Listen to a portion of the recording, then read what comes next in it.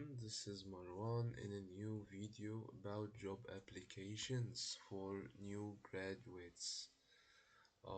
The video's name, as you can see, is the architecture of failure and success or versus success. Of course, this is related to the specific topic of applying to new jobs. So, I wanted to start the video with the kind of a confession or like a disclaimer that applying to me too many jobs don't work anymore for most of us, and it's a fact, unfortunately. As we have talked earlier in the previous videos, applying through LinkedIn, through online platforms, is just inflated numbers of applicants, too many people applying to too few or little jobs that in number, that makes the whole competition harder and makes it seem like the lottery. Like if you get an interview, it feels like you won the lottery, not just got an interview because you deserve one. So I come up in this video with a couple of techniques to improve your chances, to increase the probabilities of getting an interview, and of course there's going to be another video about interviews, but here we're going to focus on the procedure before getting an interview. So how you fix your CV, we're going to talk further about this. I know that in the previous video we talked generally about CVs and applying, and how to apply, where to apply, etc, etc. You can check the previous videos on the channel. However, now we're gonna dig deeper into CV management, how to choose our words, what words should we use in the CV, in the cover letter, and we start with the confession that the post and pray method is simply dead. Applying to 100 jobs, 200 jobs a day, even if it takes 5 6 hours of your day every day for weeks, might work, of course, but most probably it doesn't work anymore because of the sheer number of applicants. So we all know that most graduates, I mean all of us who are either newly graduated or still haven't graduated and are applying for internships, because this process is really similar when you apply to internships as well. We spend like 5 minutes or even 2 minutes, and with the easy apply button in LinkedIn, even less than 15 seconds to apply, and then we usually don't get any responses. So, in order to fix this issue, one solution is to treat the job search like a high level research project. This doesn't mean we have to make lots of research as if we're gonna write a thesis or anything like that, but it's good to know a little bit about the job that we're applying to, about the company that we're applying to work in. Just a couple of keywords might make a difference. So the problem we're facing usually when we do the post and pray method in applications is that recruiters are drowning basically in the sheer number of applicants. So and every day there might be 200, 500 applicants. It's too many. The numbers are just high, and of course recruiters do not check all of them manually. They use AI as well. Like, it's a matter of fact now that we do use AI in fixing our CVs and writing the cover letters. Also, recruiters use AI in order to filter out the unnecessary applicants, which we usually, if we're not careful enough, if we don't choose our words, we can fall into this filtered out group. So, how does this happen? This happens when we send generic CVs to a pool of 500 people a day or even more. We are statistically just not there. It's hard for us to be noticed when we write basic things, general things, like a big cover letter, a big CV full of words, but then it doesn't have anything special about it.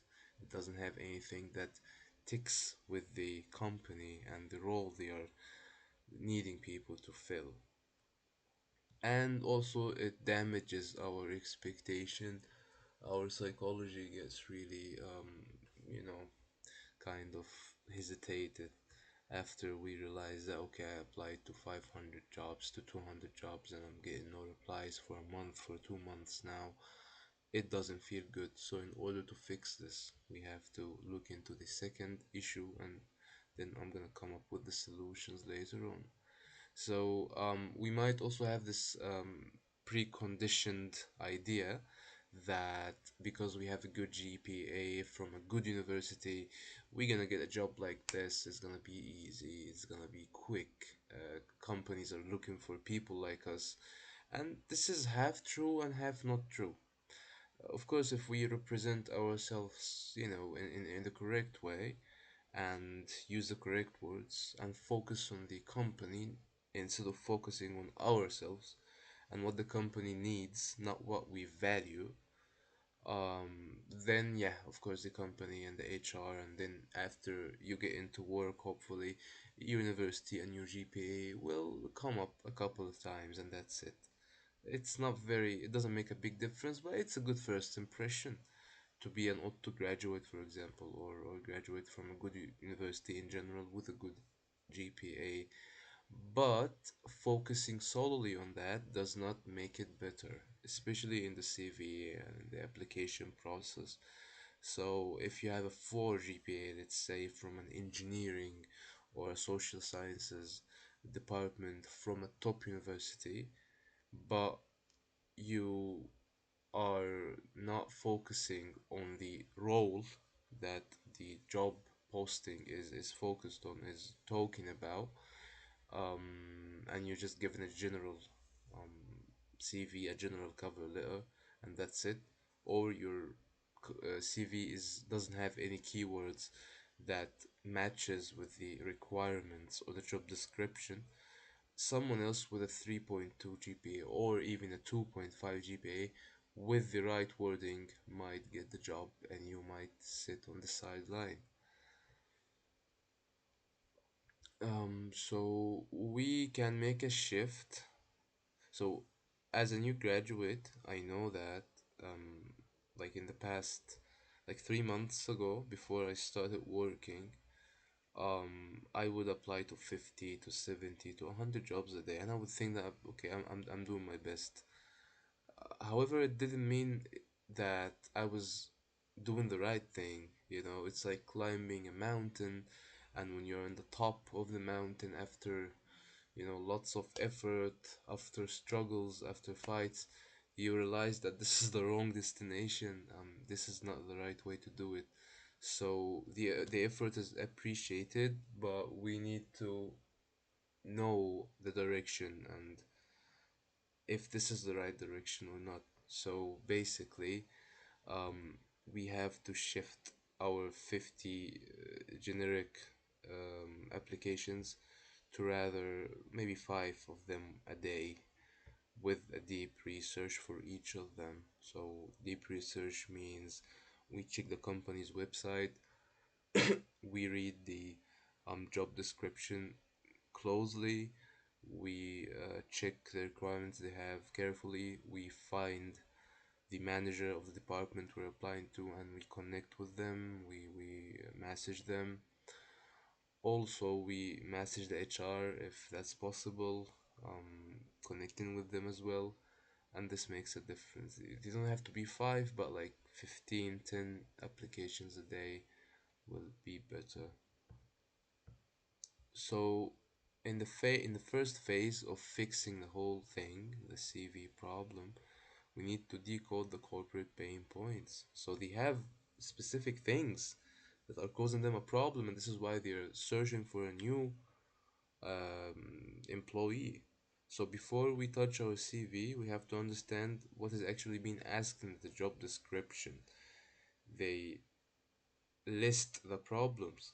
So we have to look into these problems and not take it for granted that we know what they are talking about or what they want. Maybe we don't. Most probably we don't know because it changes from one position to the other. So I used to fall into this mistake as well, and others too.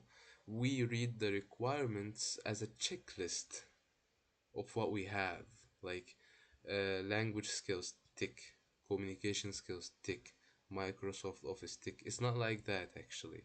Requirements are only one part of what they're asking. We miss that responsibilities section, which is usually below the requirements, and it explains what we're gonna be dealing with if we get the position, what we'll have to, kind of challenges that we will have to face and fix and find solutions to. And usually it contains the clues of the company's daily struggles, the things that they deal with on a daily basis. And it's a must that we have to mention some of these responsibilities in our CVs or cover letters so that they would, I mean, the AI systems that you use, even if they don't use it and they read it manually, they will see that we are a good match. Um, Also, we need to make analysis of the job description. If it mentions, for example, the ability to work in a fast-paced environment with minimal supervision, this means that the pain point of this specific position is that the manager does not want to micromanage. The manager wants you to just take the lead, so you have to have a strategy. And this is, instead of saying general things like I'm a hard worker or I'm good in communication or I can work under stress, which everyone uses, um, it's better to display yourself as a self-sufficient person who can track record of managing complex projects independently while having at least one or two like evidence based things in your CV, points on your CV, like a project that you handled by yourself, a book that you translated by yourself, uh, any kind of like not very micro project, like a not a micro role in a project, but rather an actual thing that you have achieved by yourself. Even writing a thesis would fill the requirement, something big that you could do alone. So of course this changes from one description to the other, but we have to read the description, at least copy paste it to ChatGPT or whatever AI tool you're using, and just ask it to summarize the responsibilities as well as the requirements in the job description. The second step we can go through is the mirror technique. This is where the actual work happens. We're gonna create a modular CV that kind of makes a morphing for every single application. So one CV for one application. This might sound like a hard job, like a heavy job, but it's not actually. It's just like 2 minutes at most. When you get used to it, you just send the job description and the CV to the AI tool and ask it to match the keywords between them, make tiny little adjustments to your CV, the paragraphs in your CV, the heading in your CV, the different kind of listings in your CV, and then and the order of the different parts. Like if it's an academic job, you can add the university on the top. If it's a corporate job, you add your job or work experience on top. The AI tools can do this very quickly now. So I think this is a better idea. It's a better method to approach the application process. So having CV for each position, not having a master CV. A master CV is too general. It can work, but it's too general, and it kind of decreases your chances of being noticed. Because each job wants to be treated as the only job you're applying to, so your CV has to match it. When you have a master CV, it's as if you're trying to tell your whole life story, which is fun, but they don't care, to be honest with you. They have absolutely no need to know 90% of your CV content. They only care about the 10%, and if it's hidden inside it, If it's at the bottom of it, usually they just throw it away and move on to the next one. So we have a strategy to fix this issue, and that is to use the top fold rule. The first 30% of your CV must contain the most relevant keywords from the job description. Again, send in the job description. If it's LinkedIn, if it's Indeed, if it's career.net, it doesn't matter. Just copy paste it to ChatGPT, copy paste your CV as well, and tell ChatGPT to, or whatever AI you're using, not necessarily ChatGPT, to match them and make the first 30% of your CV contain the relevant keywords from the job description. For example, if they have the requirement as a financial reporting, it should be in your skills in the CV. And even your first bullet point, even if it's not your strong point, even if it's not your strongest skill, even if you don't even have it, if you're applying to the job, you have to add the skills they are asking, as well as the skills that you're actually having. Usually, most of the things mentioned in the job description, in the requirements, they teach you these things. If it's a junior role, of course, if it's a senior role, it would be a waste of time to apply if you don't have the experience. But if it's a junior role, they teach you. They teach you everything in the first couple of weeks. Then you start working. So no need to stress about being so honest with everything. This doesn't mean you lie, but as I'm saying, like, you don't have to be very professional in something, and you know this makes you a senior, and you're not. We're fresh graduates, so they also know that we cannot be very experienced, for example, in financial reporting. So just adding it to the CV wouldn't make a problem.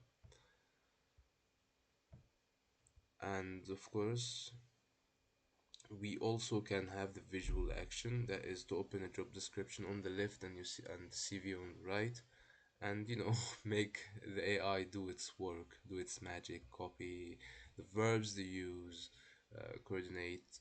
For example, if coordinate is in the job description and you have organized in your CV, just delete organized, replace it with coordinated, and keep going.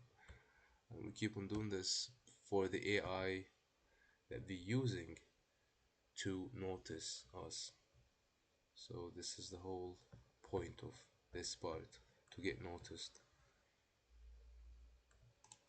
So the same thing goes with the cover letter as well as the CV. So as in the CV, as we have said in the CVs as well, the CV part, uh, a master CV that has everything does not work.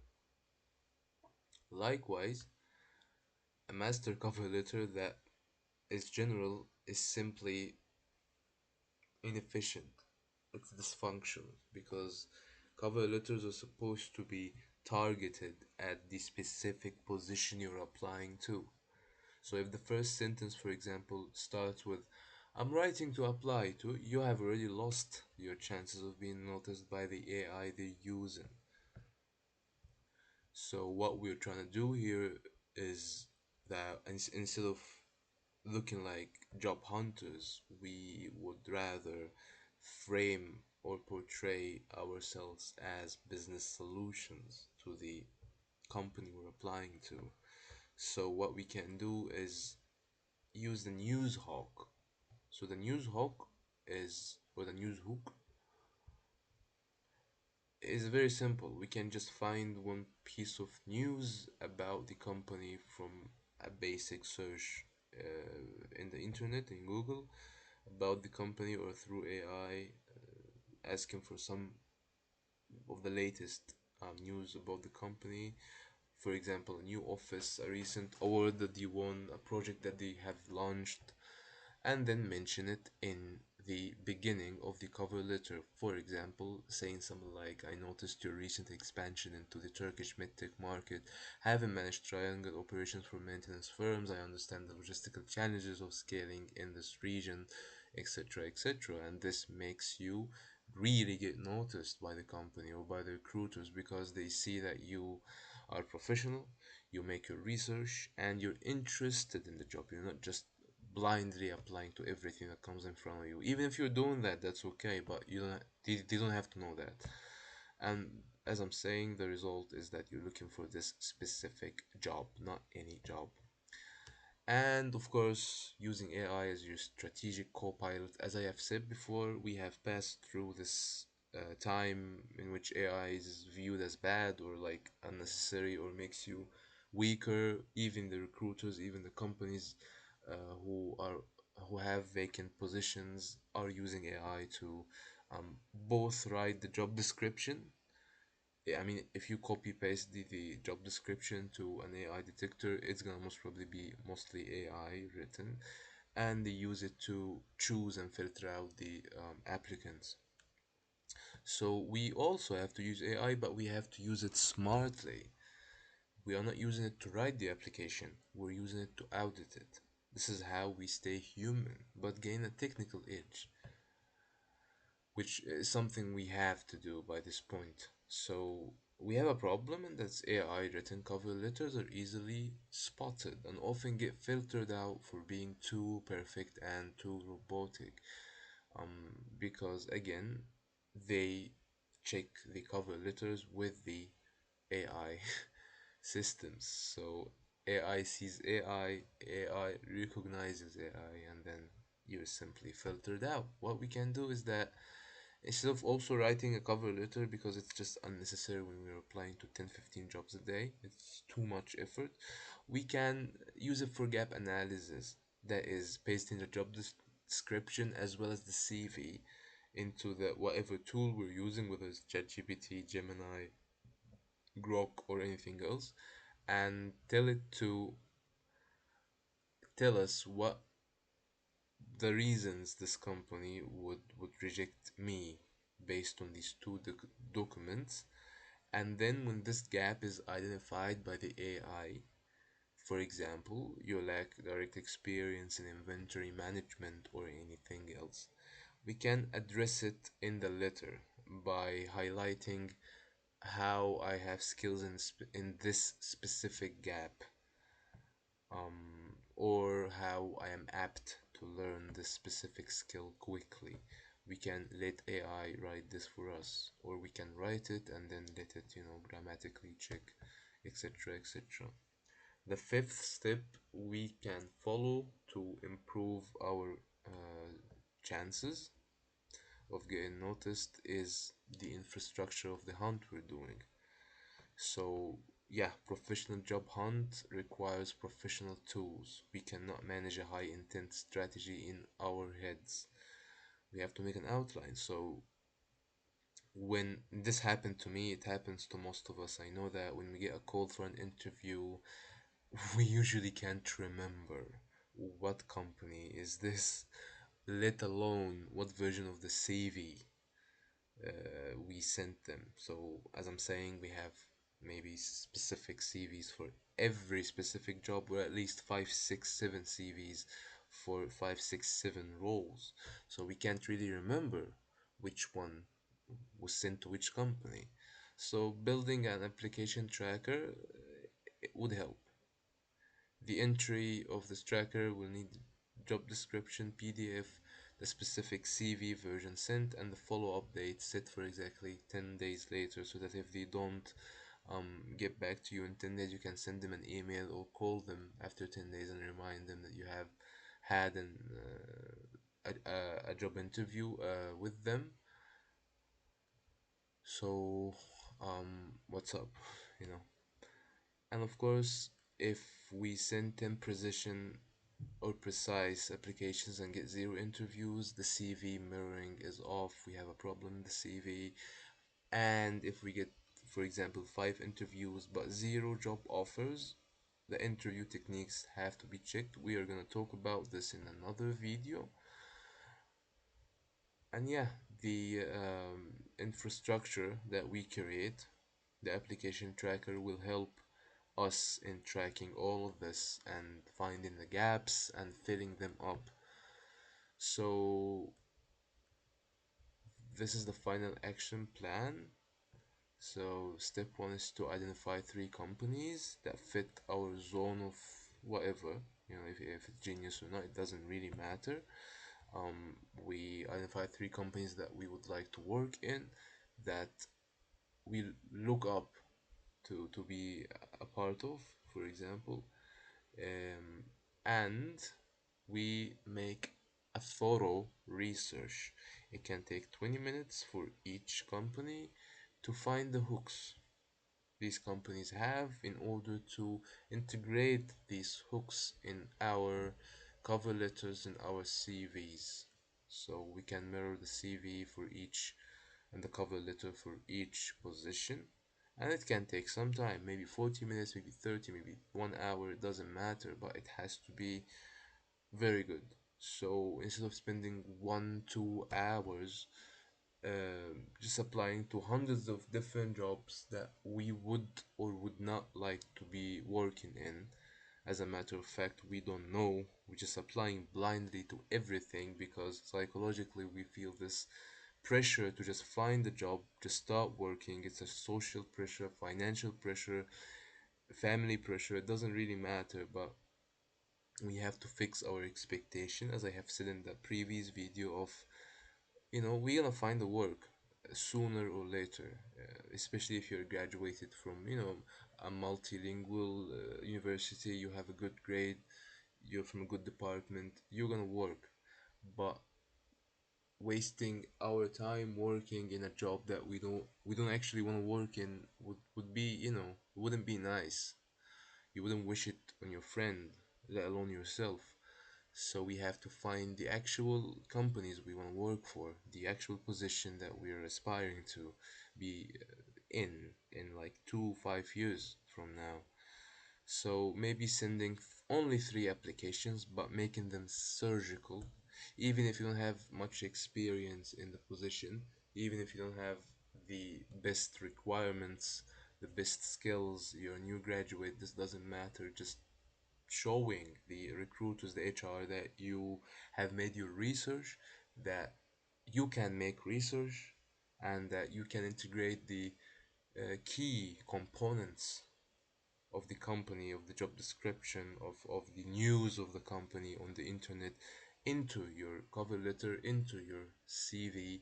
And of course, I haven't mentioned this, messaging the HR, messaging the managers, messaging people who work there wouldn't lose you anything. So you can just do it, take this step. Maybe they can see this as a plus for you and for your application and take you seriously, seeing that you're taking them seriously.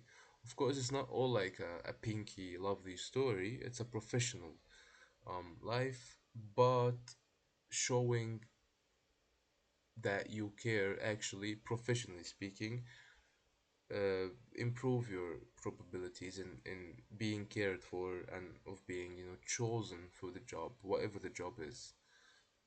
Of course, all of these steps are for the LinkedIn kind of, or Indeed kind of, online kind of job applications. So we haven't really got into the next uh, part, which will be about face-to-face applications, about manual applications. Of course, when I say face-to-face application, I mean when you go to an interview face-to-face, you make the application online, but not through LinkedIn, because the companies I'm going to be talking about are different.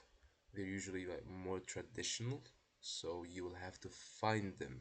Not they will not find you. You will have to find their websites.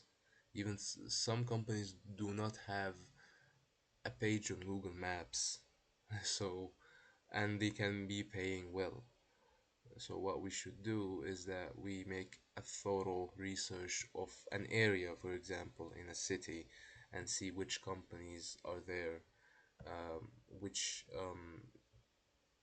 trade is being done, and then we choose what matches with our, goals, what we're aiming for, and then we will move on to how to make a good interview. Of course, in the next video. Thank you so much for staying with me. until this part, and see you in the next video.